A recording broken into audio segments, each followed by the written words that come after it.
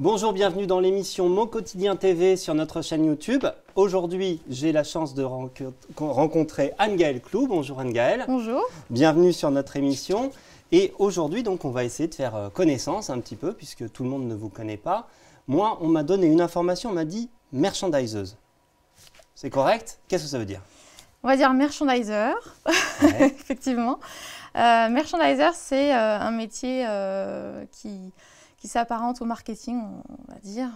Merchandiser, c'est la mise en place de produits en boutique. L'objectif, c'est à partir du moment où on a des produits à vendre dans un espace de vente, c'est la mise en valeur, à prendre des stratégies performantes pour augmenter les ventes. Bon, et comment est-ce qu'on décide un jour de se lancer dans ce genre de métier? Ben, c'est tout un parcours finalement. C'est vrai que ce métier, on n'y vient pas vraiment par hasard. Souvent, c'est l'amour du métier finalement. Après tout mon processus, mon parcours scolaire a fait que j'en suis arrivée là aujourd'hui. Donc du coup, par hasard, je me promenais avec ma mère dans la galerie marchande du Val d'Europe qui venait tout juste de se faire. Ouais. Et puis, bon, j'étais jeune à l'époque, je cherchais un métier. Et elle me dit, pourquoi tu ne ferais pas des vitrines comme ça? Alors, je me suis dit, pourquoi pas des vitrines, allons. Bon, alors j'ai continué mes études. Et après, je me suis spécifiée dans les études de visuel merchandiser. Décorateur étalagiste merchandiser, à l'époque ça s'appelait comme ça. À vos souhaits. Oui, merci. Et donc c'était à la Fabrique, une école qui se trouve à Paris, à la Chambre de commerce et industrie de Paris. Et donc très très bonne école d'ailleurs, où je suis encore là-bas d'ailleurs, je suis jury dans cette école. Encore. Enseignante peut-être un jour?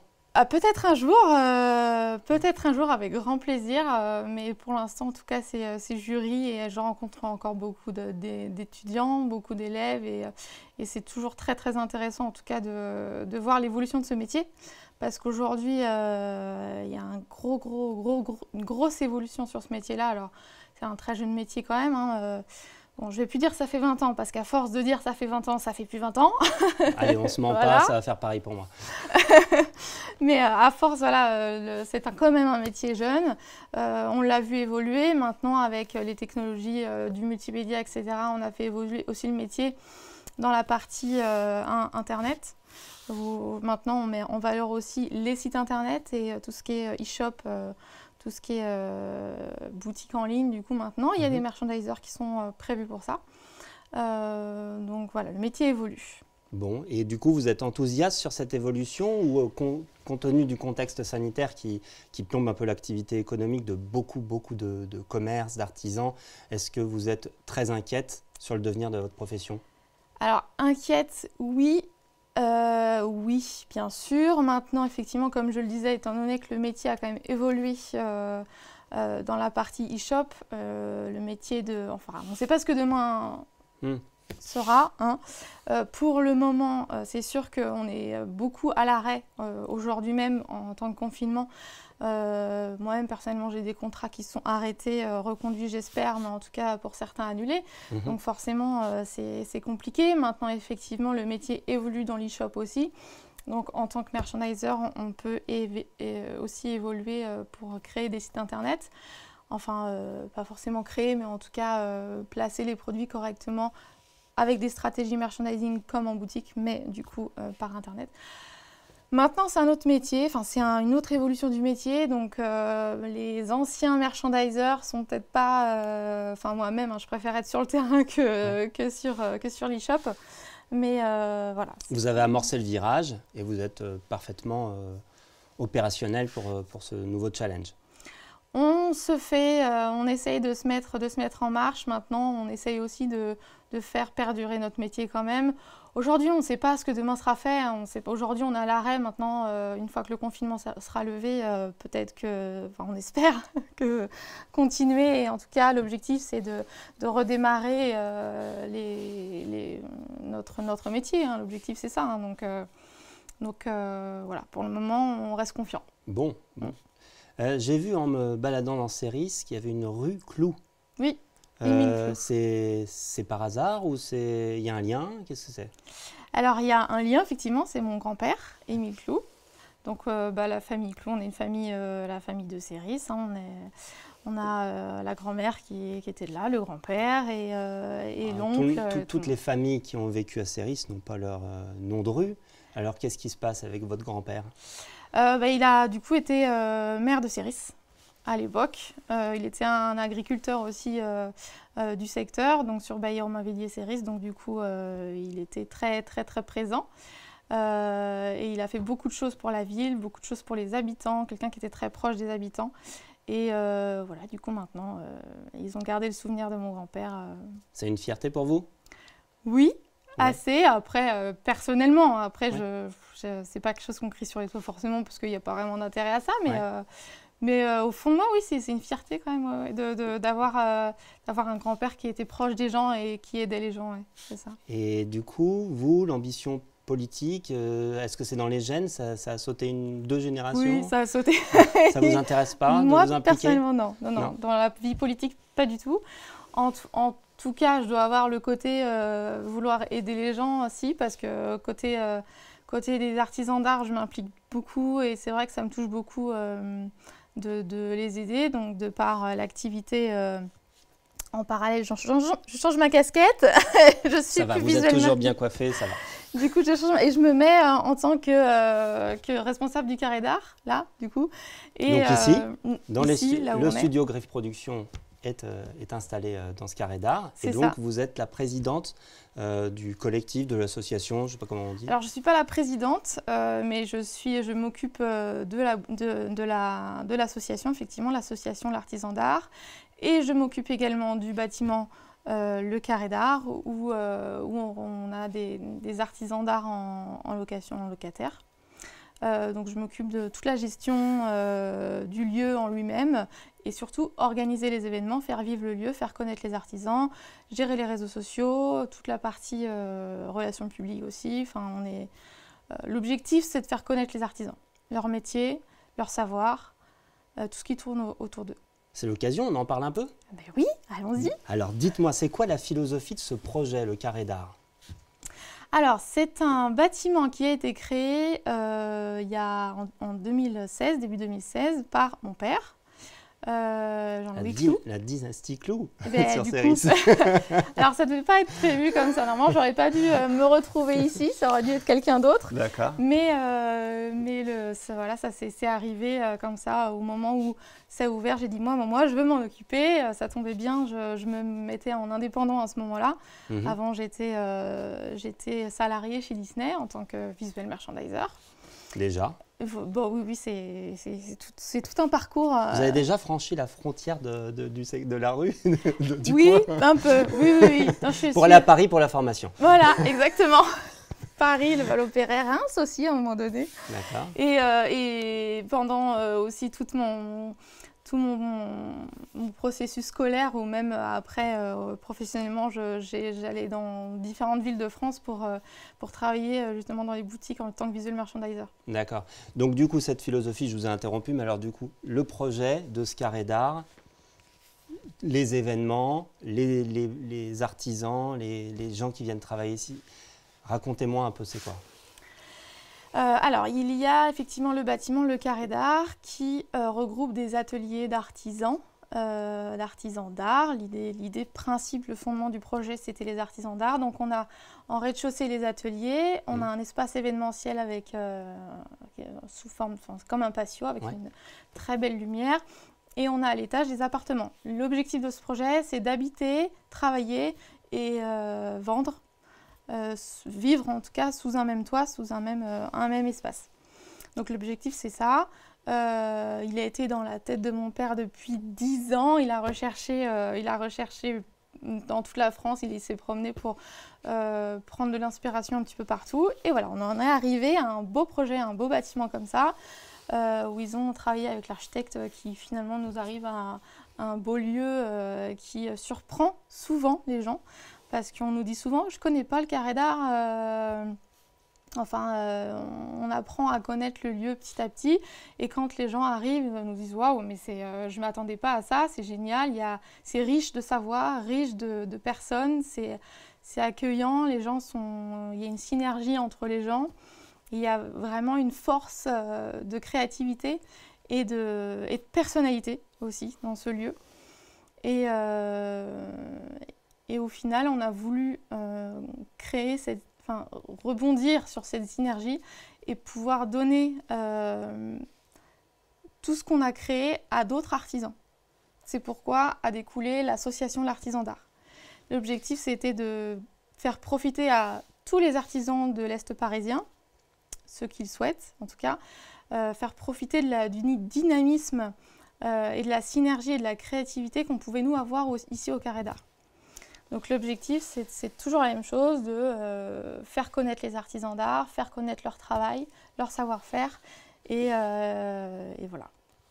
Et donc, beau projet. Oui. Et alors, du coup, sur toute la partie événementielle, comment ça marche? Ce sont les locataires ou les propriétaires, c'est des propriétaires, des locataires ici? Ce sont des locataires. Des locataires qui organisent les événements avec votre soutien, ou est-ce qu'une entreprise privée qui voudrait faire un événement qui sorte un peu de l'ordinaire peut venir privatiser le patio et solliciter les artisans qui sont dans le truc? Comment ça marche? Alors aujourd'hui, c'est nous, enfin moi, on peut le dire à force, j'organise en tout cas les événements. Donc on a 4 événements récurrents par an. Et je vais vous les expliquer un petit peu. Allez, on y va. Je finis juste du coup d'expliquer ça et après je vais vous donner l'information. On est là pour ça. Qu'on fait.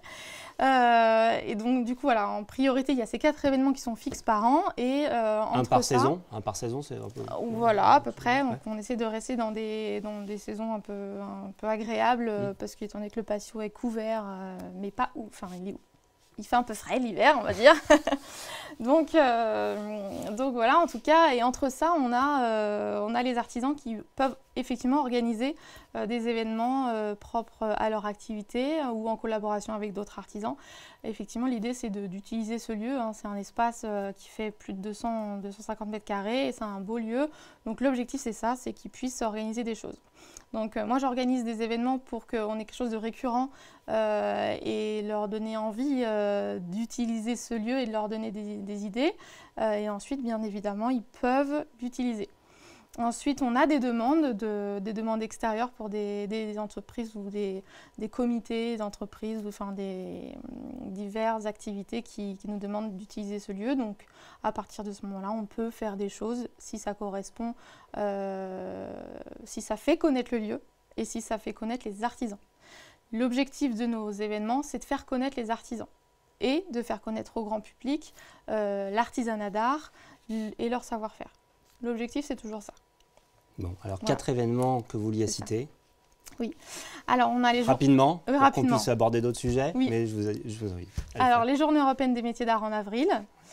Donc, c'est européen, c'est organisé par l'INMA, donc c'est tous les ans, si le Covid ne nous l'empêche pas. Voilà. Il n'est pas possible de le transformer dans une version un peu digitale, comme ça se fait beaucoup dans d'autres événements? Peut-être qu'on y viendra. Aujourd'hui, pour le moment, on va parler de la boutique, donc on en parlera un peu de la digitalisation par la suite, mais pour le moment, pour les événements, pour l'instant, non.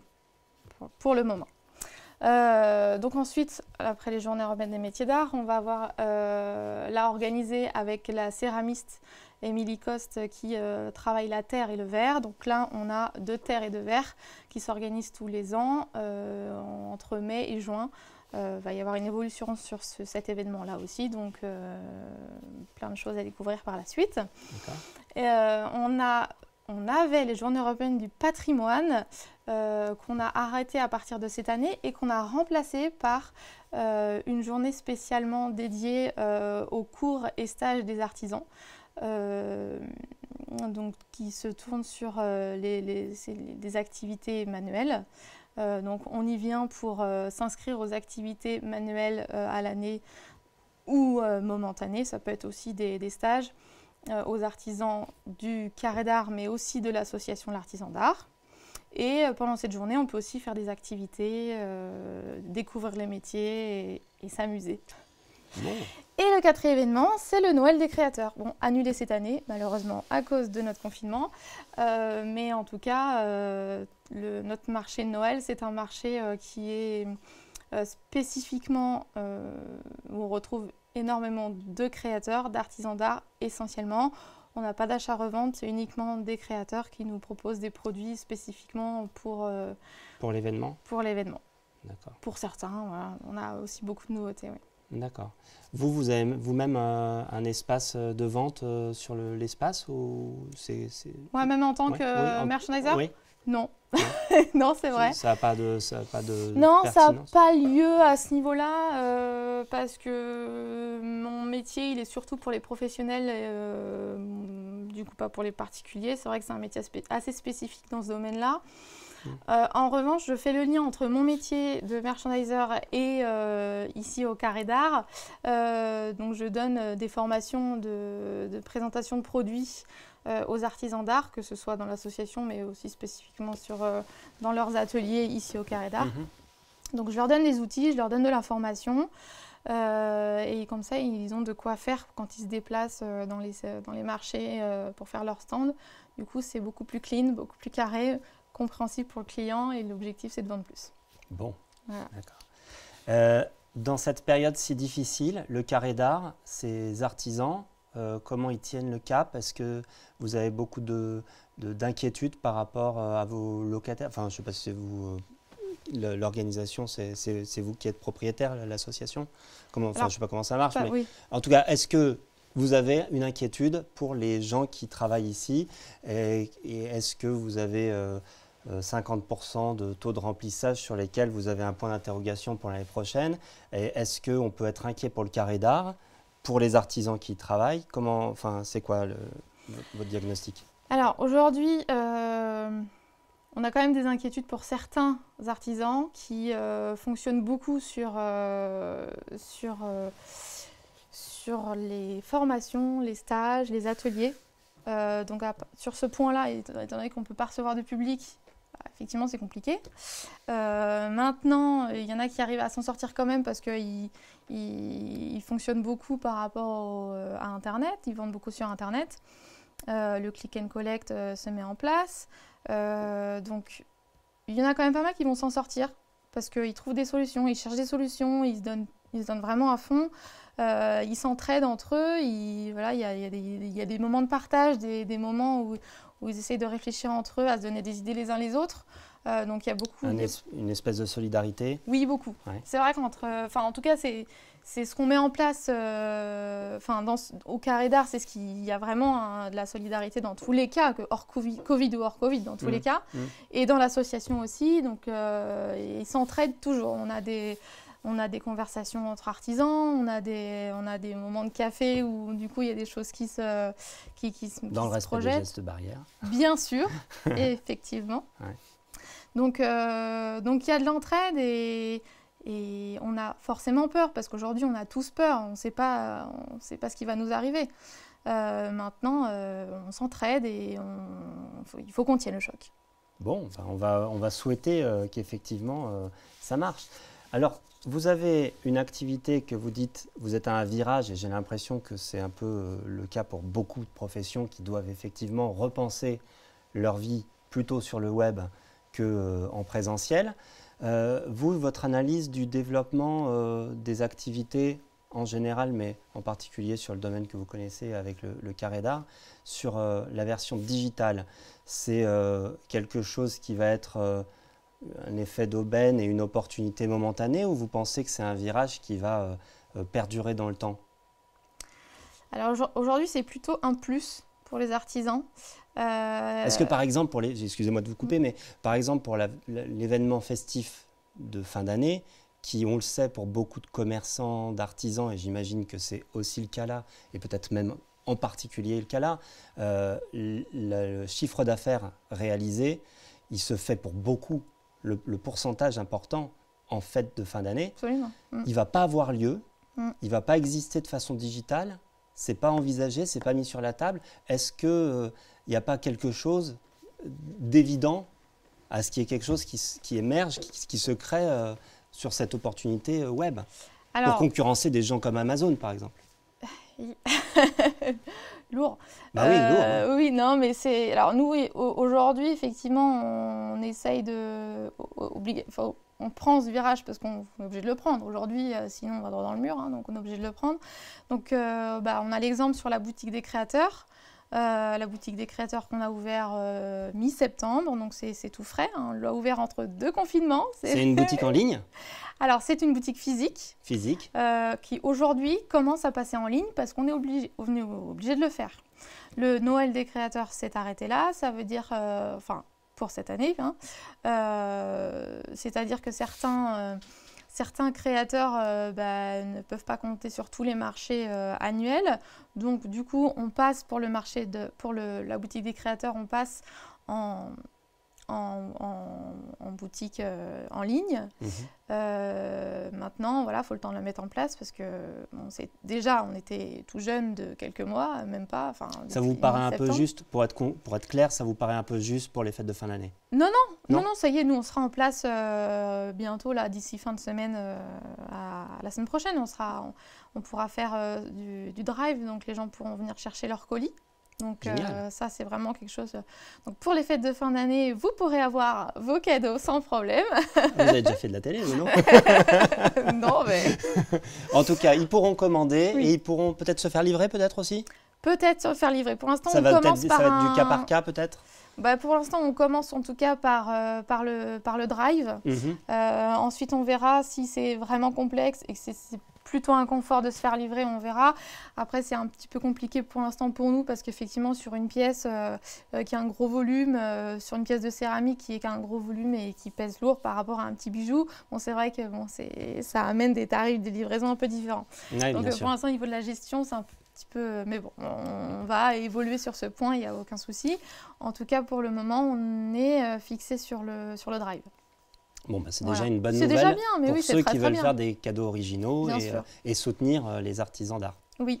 Bon. Et c'est vrai que dans la boutique, on a beaucoup de produits différents pour différents clients, pour les enfants, les hommes, les femmes, mais aussi les animaux. Et on a vraiment différents styles et à tous les prix, donc on a de quoi faire de beaux cadeaux pour cette année. Bon, génial. Écoutez, ça va être le mot de la fin parce que je vois le temps qui court. Allez, une dernière petite question. Qu'est-ce qu'on peut vous souhaiter à vous et à l'association?